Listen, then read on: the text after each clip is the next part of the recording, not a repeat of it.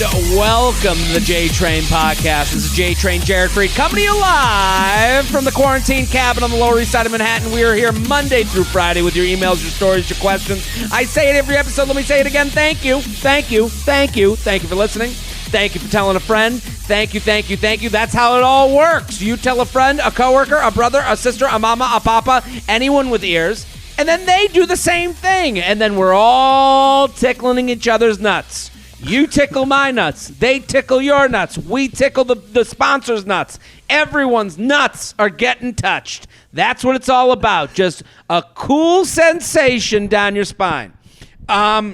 We did the Beach by Happy Hour last night. What a time. What a pleasure. Thank you all to the people who came.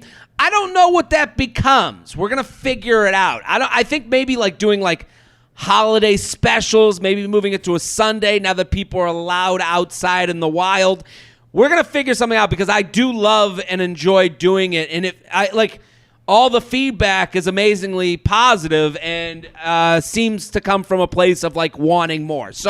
But my DMs are open. Let me know what you think and what night of the week might work best in a post-quarantine world.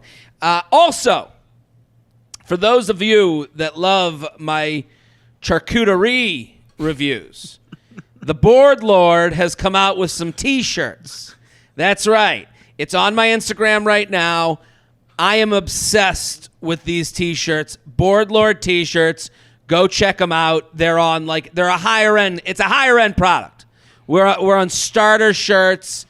The other shirts are on just the regular. These are like, you wear these to a formal event. So I'm very excited about today's guest. New to the podcast.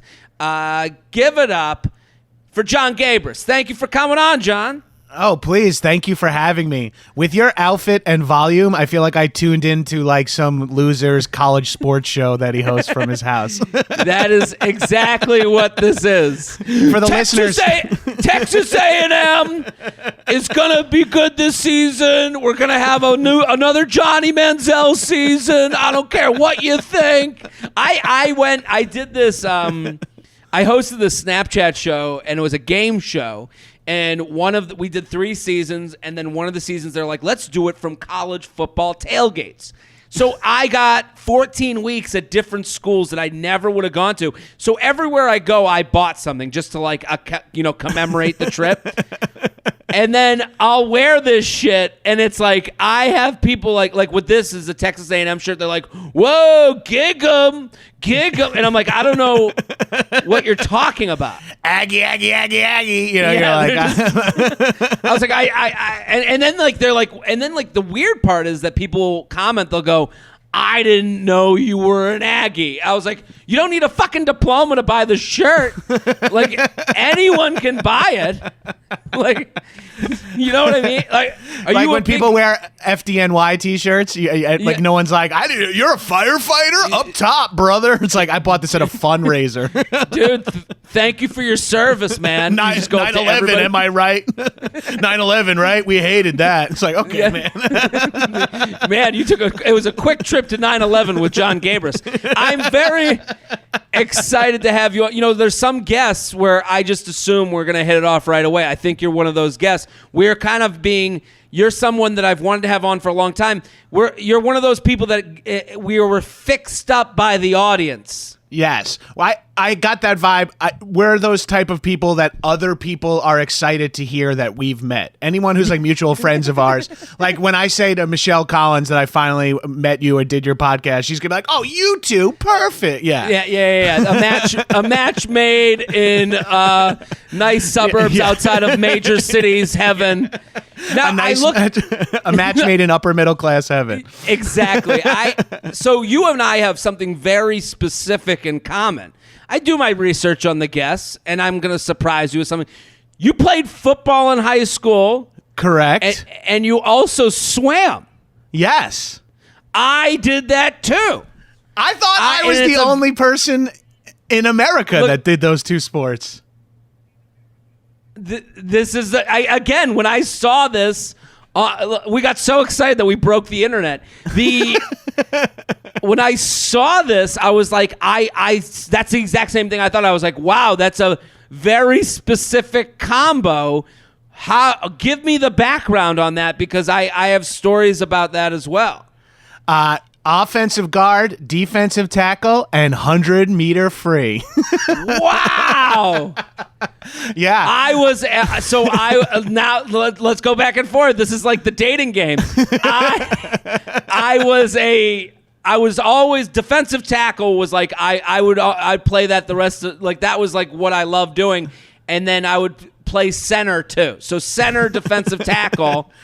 And then even more specific, to be O-line and a high school. I would be the fat guy on football, and then 3 months later be in a Speedo diving into a pool. Dude, there was nothing worse than, because I don't know why you did it, but I was thinking, I was like, I got nothing to do. I want to be in shape. I want to try and be in some sort of shape. And then like the fat guy, like the chubby fat guy explanation of like, why would you swim? It's like, no, it's the best workout you can have. It's a full body workout. And I'm going to get into this because I believe water is the equalizer for fat people. Like you can move. Gravity, you can be a big guy and move. Yeah. Once you're in the pool, you can, like, it's a little bit of an equalizer. Like, anyone who is fast. I was the best swimmer on my football team. That didn't help at all on the field. But any one of those studs could have gotten fucking worked in the pool from me. Yeah. Go ahead, please. The Long Island swimming refs all refer to me as the linebacker because I was just so much bigger than everyone. But I was so out of shape compared to football players. But I was just like, I've walked this line my whole life of being like the funniest guy on the rugby team or the biggest, strongest guy on the college comedy group, the biggest guy in the high school swim team, the like best swimmer on the high school football team. Like, sure, it's like this. I was never succeeded at anything, is what I'm getting at. Well, you found a way to be like a character role actor. Yes, life. Exactly. I found my character. Like, I was like, I probably benched the most at UCB, which is like a world's tallest little person competition. You know, it's like, yeah, everyone just comes up to the bench wearing skinny jeans, and you're like right. In mesh shorts. Yeah, I was the 100. I did the 100 breaststroke. That was what I did. That was me, dude. I was the breaststroker too. I love the breaststroke. Now you and I need to have some sort of decathlon. Bro, like I'm telling you, when you come out to LA, we should just race. We should have 100-meter breaststroke race, and we should put it on Instagram. We have to do this. I'm in. The challenge is on. We do like a triathlon. We do like 100-yard dash on the beach. We do a 100-meter swim, and then we do some sort of bike race, but with tricycles. We do like an ex-jock combine where we do like bench press for reps, an ocean swim, a game of horse, like just like the most fucking jabroni bullshit ever. Of like, we still got it. Throwing a football for throwing a vortex for distance, just stupid ass high school shit. This might be confusing to the listeners at home because I don't get into like, not every episode do we get into like the comedy world because, again, we're going to do the emails, jtrainpodcast@gmail.com. But it is one of those things where you don't meet a lot of people in comedy that are like, yeah, I played football, I swam, and like, we think this is funny because we come across so few people like us. Yes. Like everybody I ever met at an open mic was like, oh, like you're the frat guy, huh? And I'd be like, yeah, I guess. I don't know. I didn't know that was. I want to tell all these guys when I was coming up in comedy, I'm like, I sucked at football. I'm terrible. Like, I know I look like the guy who ruined your high school experience, but I'm not that guy. Don't worry. I'm not here to hurt you, you fucking nerd. Just do your fucking Harold, all right? Relax. So did your football coaches ever give you shit? Oh, relentlessly, because the reason I got into swimming was because I was a lifeguard. So I was a surfer, and I did like this. My mom and dad smartly were like, "You like to swim, you like pools. Lifeguards when they're 16 can make $15 an hour or whatever." Sure. And I was like, and my family of fucking blue collar heads was like, "You're trained to be a lifeguard so you can make real money as a 16-year-old or whatever." So I got into it, and then I got more and more into it. That's like becoming a doctor in some families. In Long Island, being a doctor is becoming Suffolk County Police. Like it's like they're like, they make six figures. It's like everyone on Long Island knows that Suffolk County Police is one of the highest paid police departments in the world because it's the high, like, once you start meeting and maybe this is casually racist, but like my Indian friends and Asian friends, or like my mom keeps pressuring me to be a doctor. I'm like, everyone's mom in my town is pressuring them to be a cop. It's the word like that's where Long Island aims. That could explain a lot of the issues going on in the world right now. 100%. As far as 100%. The attitude of the people that become cops in certain areas. Yeah, I would understand that. Yeah. So I remember when I played football in high school, like there was a day that my coaches found out that I swam. And it, because it wasn't something that but my friends knew, but it wasn't like something to them, it was like mind blowing. Like I remember, we're doing sprints and we're all lined up across the not the end line, but the sideline to do gassers, which was the width 4 times, right? There and back, there and back. The width 4 times. So we 53 yards across. That's what we would do.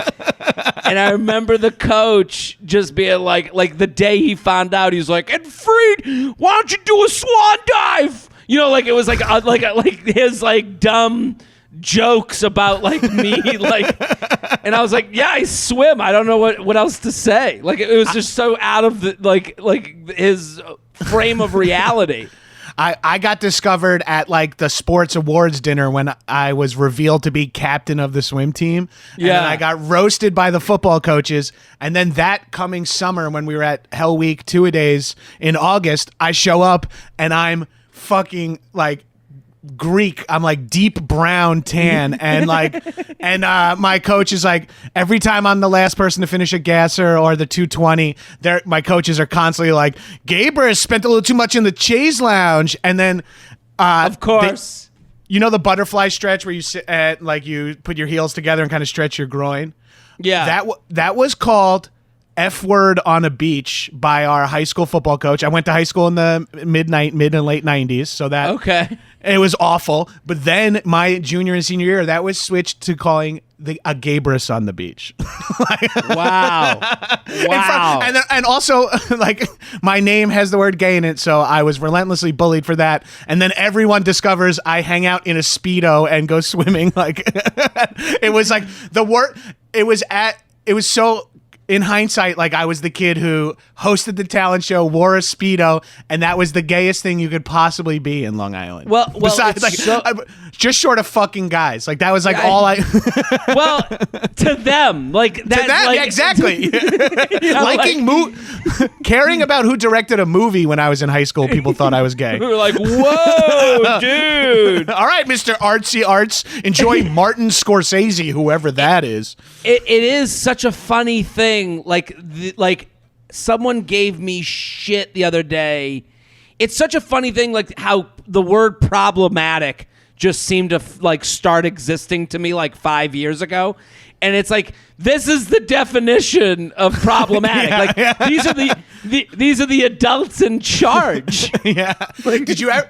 I connected so much to in Gulman's special when he said he was afraid to order Sprite because people would make fun of him. And I was like, bro, that is my high school experience to a T. It's here I have to do something. I guess I have to play another hour of basketball with these people. I hate it. I suck at it. But if I don't, I'm going to be called everything. So I got to forcefully play basketball for an hour, and I hate it, and I'm sweating, and my feet hurt, and I'm like, just please accept me. And I'm like, this is insane that I did that. It is funny what, now where there's again, this is the Luxury Issues podcast. So it's there are real issues going on in the world. And and there are people and what interests me is what's so fascinating to me is people that I knew grew up in these situations where this was the biggest part of their life that are yelling at me. And I'm like, what have you been researching these past few years? I didn't know you were researching the real world problems that were going on. Back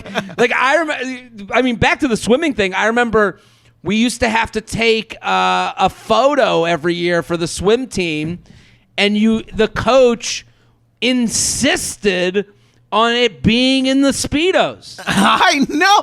And I will say this, with hindsight, with 20 years of hindsight, being forced to wear a Speedo in those semi-public situations really opened up my self-confidence eventually. But at the time, it destroyed me mentally, because this is I'm so self-conscious about the shape of my fucking tits at this age. No less my upper thigh meat, my small dick, my little fucking pubic hair underneath my belly button. This shit is a fucking nightmare. No less that it's going to go in the yearbook forever and ever. And I remember I was 16, I'm a sophomore on the team being why are we doing this to ourselves? Why don't we wear a tie? Why don't we why do we have to glisten in this picture? What's the whole, isn't it in black and white? And everyone's and as the fattest guy on the swim team, you're you can't even bring it up because everyone else is looking at you what? What are you talking about? No, we're built like swimmers. It's not a problem to us. Yeah, I'm a 16-year-old boy, and my body is just naturally lean. Why? What's your problem? You look like my dad.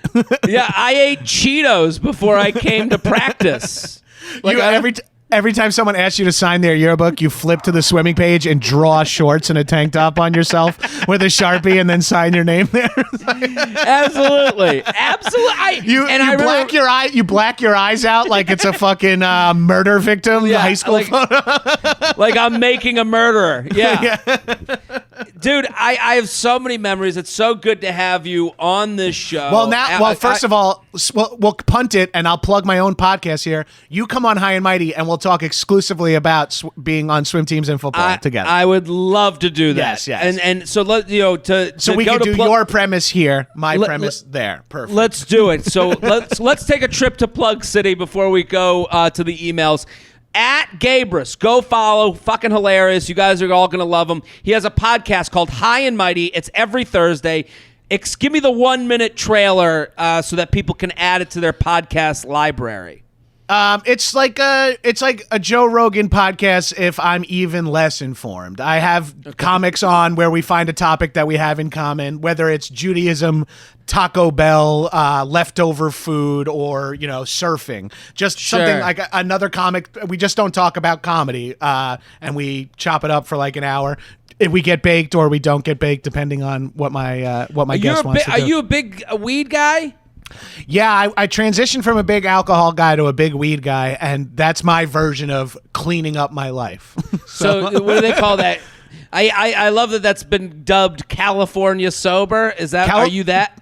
I'm California sober. Well, I still drink quarterly, monthly. I binge drink for a monthly event, whatever it might be. But I used to be when you're in New York, you can have 3 bourbon on the rocks every single night, and then on Thursday and Friday and Saturday have 12 bourbon on the rocks, and then be like, that's just how living in the city is. Then you move to LA and people are like, you want to meet for breakfast at 8 a.m.? You're like, oh, what the fuck?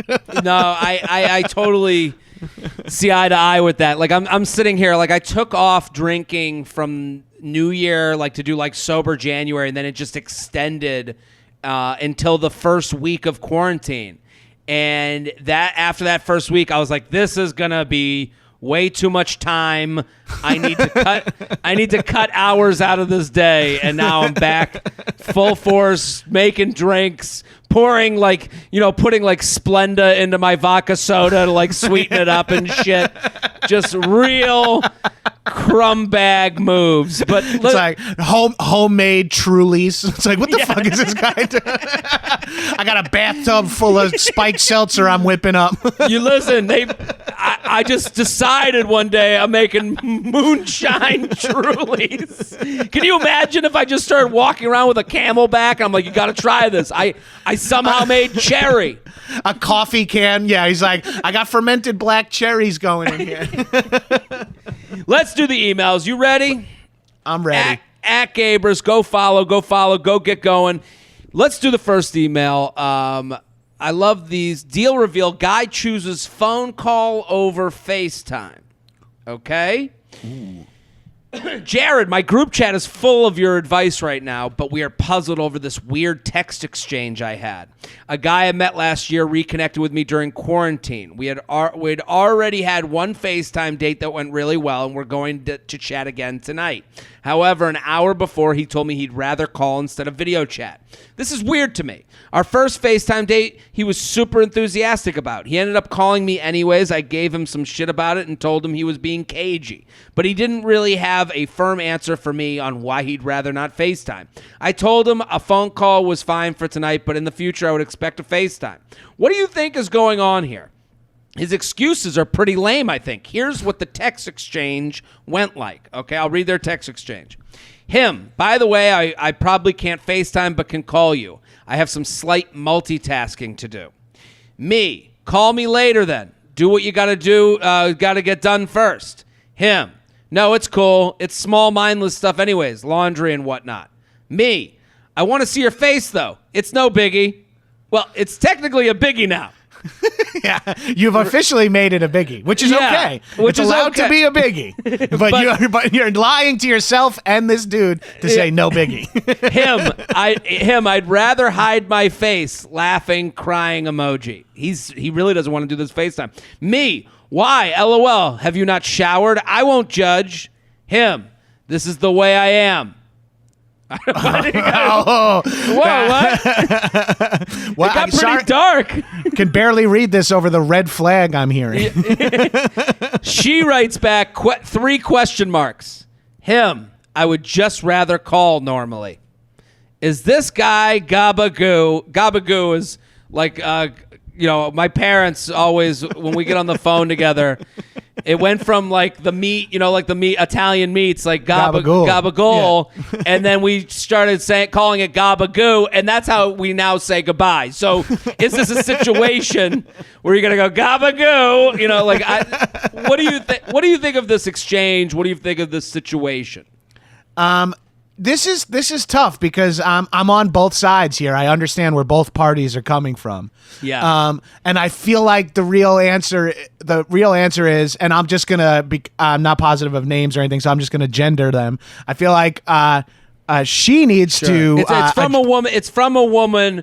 This is from a woman about a guy.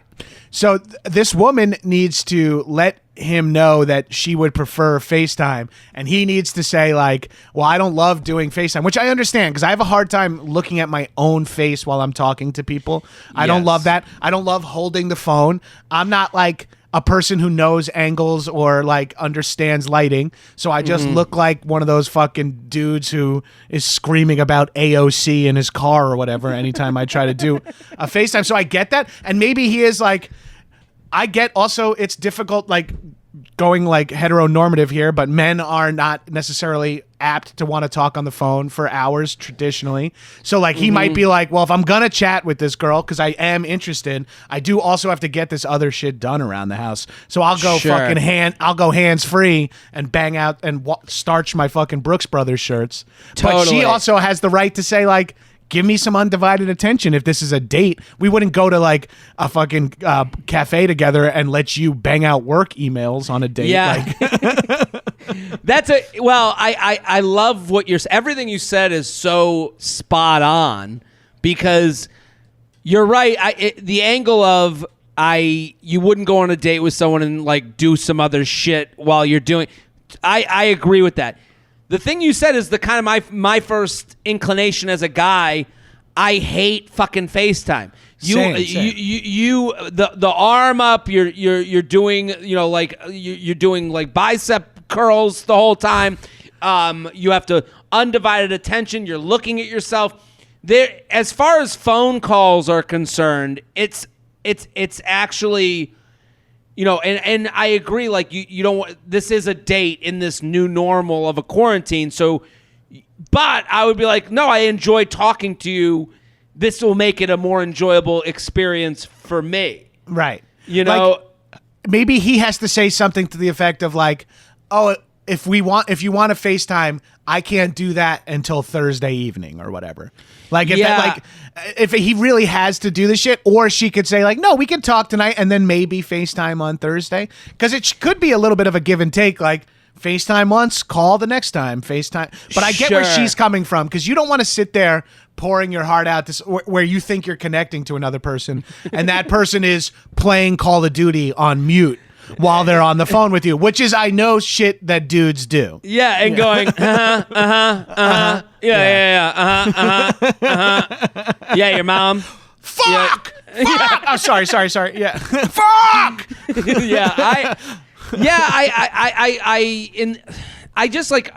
When you've gone, I met a guy. Here's the thing, though, and this is the toughest part in the beginning, because they reconnected. A guy I met last year reconnected during quarantine. So she's already in a position where she's like, I don't trust this guy's intentions. Yeah. He came to me. They're coming with some baggage. Yeah. And he's coming during a time where it's like almost become cliche that exes and reconnections are happening during quarantine, because guess what? You can't open up new business. So she's already on like, okay, you came to try and fuck someone that was there waiting for you. You know what I mean? She's already in that mode. And so I understand where she's hypersensitive to like any weirdness. But I do also believe in like the beginning, like I give people you are a great improviser. You do improv regularly. You're a professional improv person, right? Yeah, that's. Please don't let my mom or accountant find that out. But yes, well, that is. But I'm saying you and I are in the comedy world. But like I would go pay for a show to watch you do improv, comedy. And I'd pay to watch you do stand up, depending on who else was on the bill. Thank you. but I'm saying, like, it kind of feels like she's breaking the rule. I don't know improv as well as you do. That's why I'm saying that, like, it kind of feels like she got real negative on this too soon. And yeah, I think you got to. It's a two-way street. Like, if you really want to FaceTime, but he really wants to call, maybe this is the time. Do a call, and then maybe the next time is a FaceTime, or maybe you learn on the call that he's multitasking and it's rude and you don't like it, and blah blah blah, and then you got to say that. Maybe he's genuinely maybe FaceTime gives him anxiety. If you don't have a lot of self-confidence, FaceTime can be overwhelming. If you don't have like a fucking tripod for your phone to sit on, it means that you're fucking you're constantly trying to find angles. Yeah. Or your apartment is shit because you're a fucking single man and you don't want a woman to see how you're living. That is all of those are very true. But you don't know until you get to do the scene with them. Is kind of the point of that I'm getting at, because when he says, call me later, by the way, I probably can't FaceTime, but can call you. I have some slight multitasking to do. He's being pretty upfront about what you can expect from him. And if you're like, and then when you say, call me later, then do what you got to do. And then you gave the pushback, and then he goes, nah, it's cool. It's small, mindless. Like, at that point, the second time he pushes your pushback, it's either like, let's do another night, or go with it. Like, yeah, it's jump in the pool or go back inside. It's like absolutely, because this guy doesn't really owe you anything.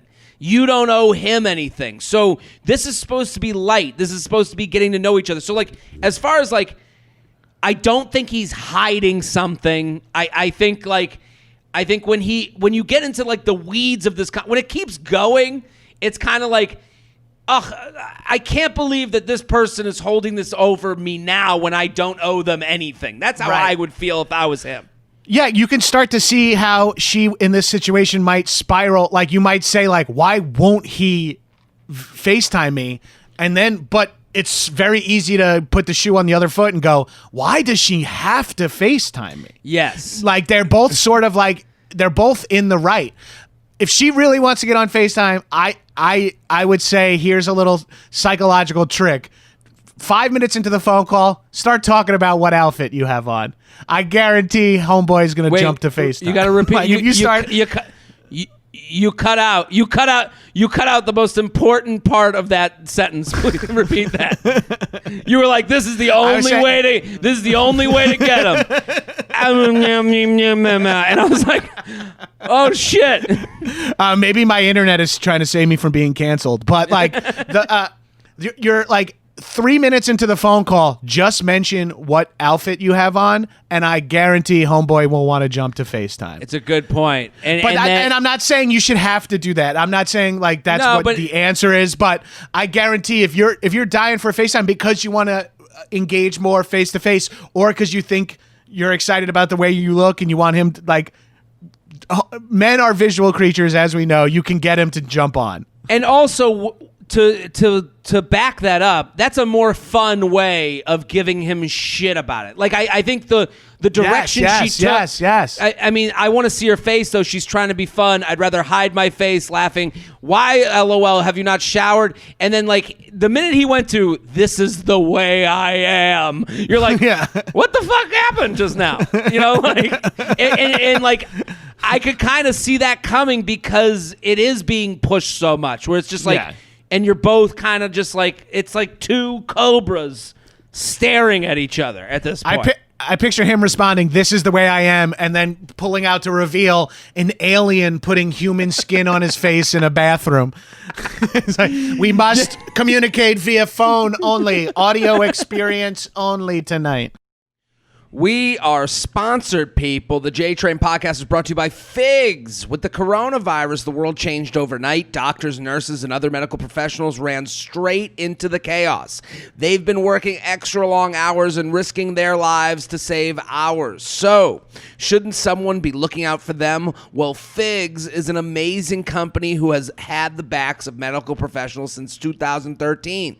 They create ridiculously soft, modern scrubs that look good, feel good, and help medical professionals perform at their best. In response to COVID-19, Figs has donated over 30,000 sets of scrubs to hospitals and donated $100,000 to the Frontline Responders Fund. They also utilized their supply chain to make millions of N95 masks to help to get PPE into the hands of the people who need it most. So for all of you folks at home, why should you wear Figs? Well, every set of Figs is antimicrobial, anti-wrinkle, moisture-wicking, and made with stretchy, super soft fabric. Figs come in a ton of colors and styles, from classic V-neck to straight-leg pants. They even have styles with yoga waistbands, and they make jackets, totes, even compression socks. I will say this. I have Figs scrubs. I've given them to Jess. We both love them. They fit great. They're not your normal loose scrubs that you wear around the living room. These are wearable to the outside world. I would also say this. I get asked more than any other thing that we do, or every other thing that we promote here on the podcast. This is the product I am asked for the promo code the most on. People love these. They want to give these. I would encourage all of you to go look at the website and take a look at it, because I'm going to give you some free money that go towards your Figs. But they are amazingly comfortable, a wearable, comfortable product. And I think all of you, all of your lives would be helped by Figs. But also, Figs is doing so much great things for frontline workers that it is just a great company to buy something from. So it's more important than ever to recognize all the selfless medical professionals in our lives. Whether you're one of these awesome humans or just want to say thanks, Figs is giving listeners to the J-Train podcast 15% off for a limited time. Just go to wearfigs.com. That's wearfigs.com. Wearfigs.com. Enter code JTrain15. That's JTrain15 at checkout, and you get your 15% off. Go, go, go. Wearfigs.com. Enter code JTrain15. JTrainPodcast@gmail.com, JTrainPodcast@gmail.com. Here with John Gabris, @Gabris. Go follow, @Gabris on Instagram and Twitter. High and Mighty every Thursday. Go. Go listen to the podcast every Thursday. High and Mighty. Why won't he have sex with me? Long time, first time, feather. I've been seeing this guy for about a month now, and everything is going great. We go on dates. He's introduced me to his friends and flatmates. Ooh, might be from across the pond. His friends and flatmates, who all later admitted he had gushed all about me to them, about me. We text and speak a lot, and we have had 2 sleepovers that resulted in us waking up the next morning and staying in bed all day, chatting and kissing and laughing. Man, I just imagine like the white sheet blowing in the wind. See, I'm imagining holding in a dump all day. That's like I tell my wife that all the time. I'm like, if we ever got a divorce, I couldn't handle being single because like I would just be so stressed about shitting in girls' apartments or having them be here while I was shitting. Like I would just become a fucking solo like jack-off cam guy. Such a romantic thing. So, honey, I don't know how I would shit without you. That's basically. I don't think I could get to this level of trust with another woman where I'd pop out of bed in the morning and run to dump out like a fucking tuna boat. Where did you meet your wife? 2002, Marist College. Holy shit. So you're the guy that says, I've never done the dating apps. It was before my time, all that stuff. I've never been on a date. You've never been on... How did you meet her? Where? We just like you do in college. In class, then you hook up, and then you are boyfriend and girlfriend. Yeah. How long have you been married? I've been married since 2011, so I'm coming up on 9 years. Wow, good for you. And we've been together for 17 years. Like I never sat across from a girl on a first date because before her it was just college hookups and high school girlfriends. Was there ever a thought of like, I think when people get out of college, that college relationship, they start questioning it. They're like, do I want to have that experience? Did you ever have that thought or like, I'm trying to ruin your marriage. No, of course. The main thought I had was I just didn't. I successfully pulled this off. I didn't want to move in with her after I wanted to live like the TV shows and movies I grew up watching with just randos or dudes for a year or 2 years in the city before we moved in together. That was like my only stipulation. And that was a very troubling time in our relationship for me to go, I could barely afford to move. Of course I could afford to live with you, but I need to live a year and a half just because I feel like it's a wrap. We're getting married if we move in together, I feel like. So let me have this one chance at 18 months of living in a shithole in Williamsburg. Do I regret doing that? Hell yeah. It wasn't a great part of my life, but like, I needed to do it just so I didn't feel like I missed out on that. I never cared about like random girls. A year and a half of Williamsburg probably took like 10 years off the end of your life. You're like, those bourbon drinks just come easy. Yeah. No one there to judge you. No one there to judge you. You're working 12-hour days as a PA at Best Week Ever and then just getting fucking gassed every night off whatever liquor you can afford or steal from someone who has a hookup at their office. Like my buddy worked in post-production. I would just like swing by his office and get like 4 Red Stripe beers and like put them in my backpack and bring them home. Like I was broke as fuck and shit. You're like, I'm going to the beach, man. Up here, I'm at the beach. I'm going to lay in my underwear in the air conditioner and chug Red Stripes. All right, let's get back to the question. We spend all day chatting and kissing and laughing and holding in dumps. We really enjoy each other's company, and I feel good about it. Everything is great, except we still haven't had sex. What gives? Both times I stayed over, we both kind of drunk, so I can understand that it can be difficult to get it up if you've had too much to drink, but the next morning should be okay. There was heavy making out and some touching, but nothing ended up happening. For whatever it's worth, it took until the end of the third long date we had for him to even kiss me. So maybe he's just nervous, or maybe he doesn't want to have the first time be drunk and hungover. Am I doing something wrong? I feel like this could lead to a relationship, so I don't want to pressure him or rush anything, but I've never had this happen to me before. Am I being too pushy, thirsty for the D? Please advise. Thanks for all that you do. What do you think, John Gabris? What do you think about this situation? I think a large population of men in heterosexual relationships, and now more than ever before, are just wary of like pushing anything. And I think, I feel like, I mean, I was even like this before all, like, I was never really a single guy around town, but like you're tentative. You don't want to overstep any boundaries. It sounds like he likes you if you can spend all day laying in bed together. I feel like, and forgive me if I'm wrong, but if she just said, I want to have sex tonight, I 100% guarantee this guy would be like, yes, that sounds awesome. Really? Right? Yeah. Right. And I'm hesitant to, because if this was a personal friend of mine, my follow-up questions would be like, are we touching each other's genitals with our hands or our mouths at all in this making out? It's like, because that would be, but I'm a gentleman, so I'm not going to ask, and she can't respond, luckily. But I would say, my advice would be, and this feels bad because this is a heteronormative advice, but I would say maybe broach the subject vocally. Just verbalize what you would like, or get to that point where there's no, what's the word I'm looking for? No ambiguity. Make it be like, it's like, hey, bro, it's fuck or get off the pot. It's time. Yeah, exactly.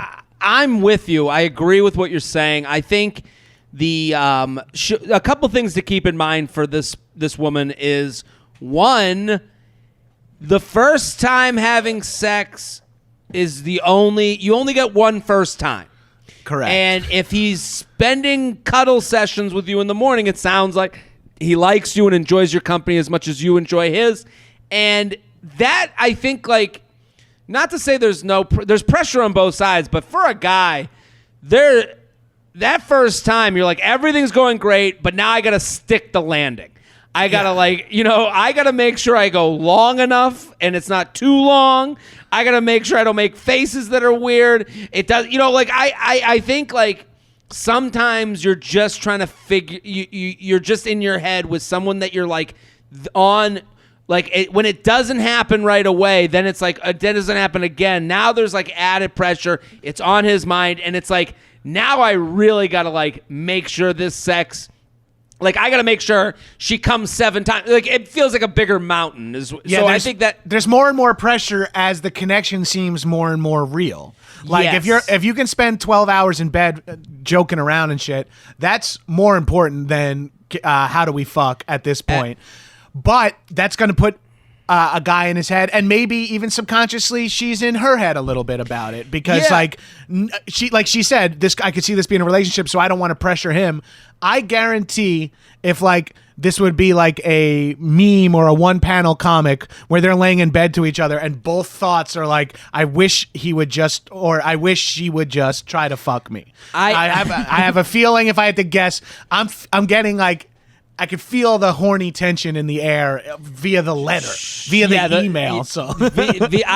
No, she actually wrote this with a quill and on parchment paper. I'm with you. I think I don't like the line you pointed out from the email is something that kind of stuck out to me. I feel like this could lead to a relationship. Don't be afraid to act on your feelings because you're afraid of ruining what could be a relationship. You are just being you. You are just being, enjoying the moment, and none of it is done with the intent to like of ill will. So I think the next time you guys are hooking up, here's what I would say to her: over the pants rubbing. That's what I'm saying. That would be my follow-up question about, like, if this was a friend of mine, if she was like, Gabrus, what's going on? And I'm like, did you touch his dick on the outside of his pants? Like that's a great barometer. That's the new name of this podcast, and the "Did You Touch His Dick" T-shirts are coming out this week. I think just a rub over the pants, that's like the go-ahead. That is a little bit, that is pulling in the righty. We're bring it in. Bring him in. We need the reliever. Wild thing. Yeah. Everyone's like, bring in the closers. And listen, here's the thing. Here are the steps. And I think it helps to have the steps. You're making out, you touch a penis over the pants, and then he should be taking it from there. Right. If he doesn't, I think that is your place to go, hey, I'm really enjoying your time. I think it feels like you're enjoying it too. I want to take this to the next level. And that's all you have to say. Own what you want, because I think when you say, I feel like this could really lead to a relationship, you're sitting there being like, well, if he likes me, I like him. And that's a dangerous way to go. Own, I like you. I'm in bed with you. I'm enjoying my time. I'm fucking feeling it. I just touched your dick. What's going on? It didn't go anywhere. And I think you have a right to say it at that point. And then he can say, well, there's other things that could be at play. Right. I think if you don't address it, and then you're on date 6 and you're laying around in bed all day, now maybe both parties are in their heads. That's like my big concern, because that's what I see the most in even long-term relationships is like mine and my wife's, most of our fights that blow up out of nowhere are like, wait a minute, there's actually been like 11 occurrences of something similar to this that I did, and now I'm starting to see it. I'm like, if you nip this in the bud 4 times earlier, we're all way better off. Yeah. If you had the uncomfortable conversation that was a little bit uncomfortable, it wouldn't be a massively uncomfortable thing later on. Exactly. And how much do you hate in fucking movies and TV shows where the entire plot is relies on the fact that the two main characters don't convey the information to each other? It's seriously bothersome. It's like just tell her that you made a mistake, and you just tell him you thought he was the other guy from work that the audience knows. This is infuriating to watch. So that's kind of where I end up getting there with relationships. I'm like, talk to each other before you're telling stories about the man that could have been 10 years from now. Just rub his penis over the pants. That's me at every movie I've ever watched. Screaming at Philadelphia on TNT. We are sponsored, people. The J-Train podcast is brought to you by Quip. Quip. I love Quip. And listen, we all have a daily routine. And that daily routine has changed because of the quarantine. You used to wake up and run out of the house. Now it's okay, wake up, head to the bathroom, brush your teeth. Okay, go to the kitchen, go to the living room. Let's change atmospheres, go to my desk, go to my bedroom. It's just, with Quip, it keeps you on track, because right now our schedules might be a little more loosey-goosey than they used to be. Brushing your teeth, 75% of us use old, worn-out bristles that are ineffective, and even more people forget to floss daily. Good health starts with good habits. If you have good habits, you will have good teeth. So what's a good habit? That means brushing for 2 minutes twice a day and flossing regularly. I can tell you right now, most of you listening are not brushing for 2 minutes, because I thought I was. And then I got the Quip brush, and it has these... It pulses 4 times. Every 30 seconds it pulses to let you know to switch your quadrants of your mouth. By the end of it, I was like, wow, this bicep workout was tough, because I wasn't used to it. And Quip, with the pulses, there's no lying. You can't go to yourself, that was 2 minutes, when it was really 10 seconds. They make it easy by delivering all the oral care essentials you need to brush and floss better. The electric toothbrush has sensitive sonic vibrations with built-in timer. I just told you about that. And there's even a sized-down version designed for kids. So now you can help your kids get on the right schedule. Paired with Quip's anti-cavity toothpaste and mint or watermelon, you get all the ingredients teeth actually need, and none they don't. Quip also has an eco-friendly refillable floss with a dispenser you keep for life, an expanding string that helps you clean in between. Quip brush, head, toothpaste, and floss refills are automatically delivered on a dentist-recommended schedule every 3 months for just $5 each. That is unbelievable, because you don't have written in your calendar, get your new toothbrush stuff. That's not in your calendar. I'm almost positive. Quip is keeping your teeth cleaning schedule for you, and they're letting the mailman or the mailwoman work for you. Join over 3 million happy customers and practice good oral care easily and affordably with Quip starting at $25. And if you go to getquip.com/JTrain right now, you'll get your first refill free. That's your first refill free at getquip.com/JTrain, spelled GETQUIP.com/JTrain. Quip, the good habits company. JTrain Podcast at gmail.com. JTrain Podcast at gmail.com. Here with John Gabris. At Gabris. Go, go, go. Follow right now. Porn problems. SOS. Uh-oh. It's a very sexual podcast today. My boyfriend and I have... How can it not be? We're sitting here in our fucking high school Speedos just going off. You weren't supposed to tell.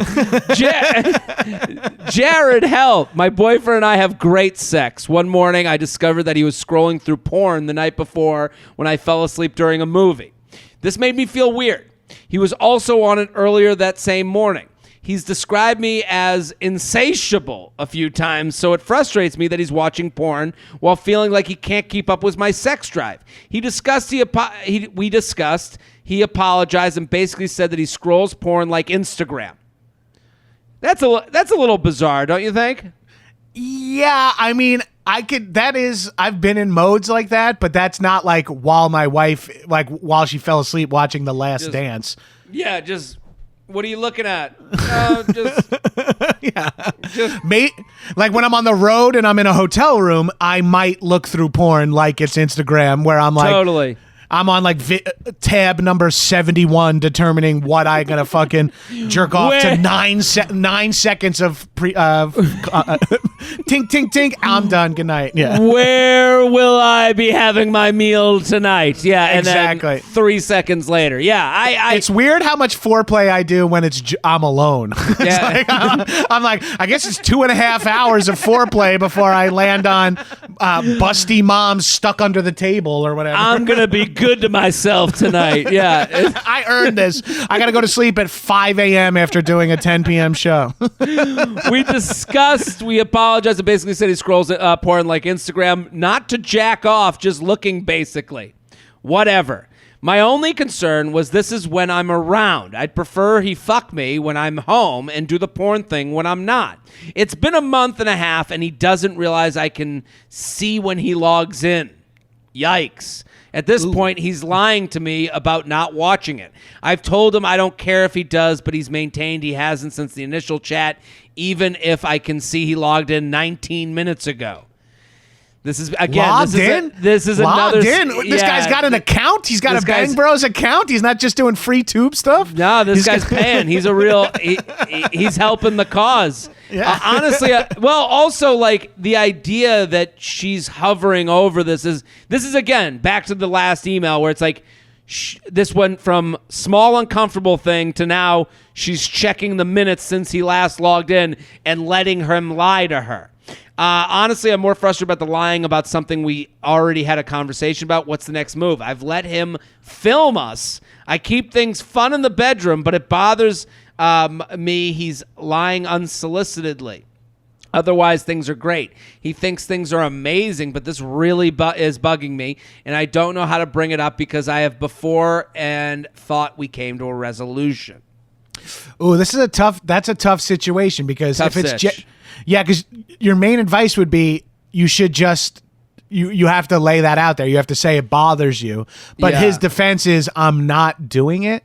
That's like rather than like, well, here's why I do it, or this is something I've always done and I enjoy it. It's kind of weird of you to take that away from me. Like it's a hard situation because she should address. It's like, well, why are you lying? And I feel like the answer is find out why are you scrolling. Well, is the real question to answer. I do in his semi-defense. It's a hard thing to answer as nicely as you just did. Where he's like, yeah, I enjoy it. Like it since it is porn. Like if this was about cheeseburgers, right? You know, he'd be like, Well, I enjoy a cheeseburger. It's kind of my vice. I have to have one when I come home.